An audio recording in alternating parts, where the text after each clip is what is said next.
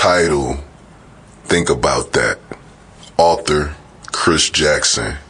Narrated by Kris Jackson. It's your author, Kris Jackson. We about to read Think About That. Introduction. Majority of the time, we seem to want things to work according to our own personal agendas, when in actuality, they are already occurring in the way that they are intended or ordained to be. Now, I've come to the realization that life is just that, life. So our approach to life is and will always be different for each individual. For the last 5 or 6 years, I have taken on a rather obscure approach to life. I decided to actually live it instead of it living me. Now, I can imagine that a vast majority of you are pondering on that last statement. Let's clarify it somewhat. When do we live life versus it living us? Mainly, we work for a living and do what our bank accounts allow us to do, correct? So why not become more self-sufficient and learn to live the life we really want? How do we do this? By finding the thing that we're actually great at and turning it into our business. This will be a foreign concept to a gang of us, yet some will jump at the chance to do just as I have stated. They will write down their ideas and work on how to incorporate them into their lives so that it works on their behalf. Listen for a moment.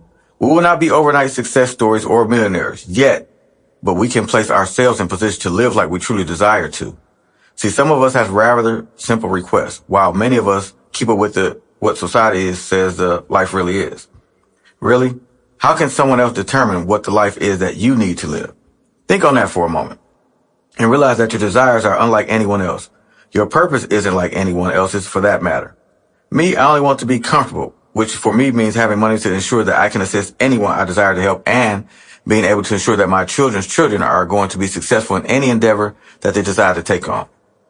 Your goals may very well be much more complicated, but for me, life is made up of our experiences, how we deal with situations and people for that matter. How we adhere to what has or has not been said to us is the beginning of it all.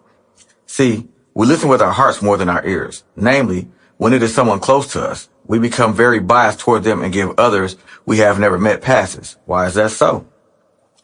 We will learn today to listen and think before responding so quickly. This is about to be an informative lesson about you as an individual.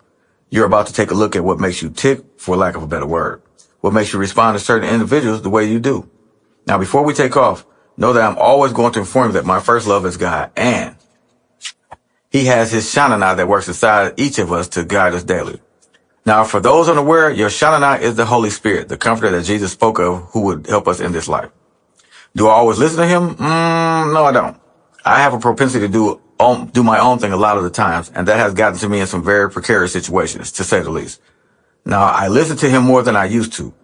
It's that unction or feeling when you're about to do something that... Sample complete. Ready to continue?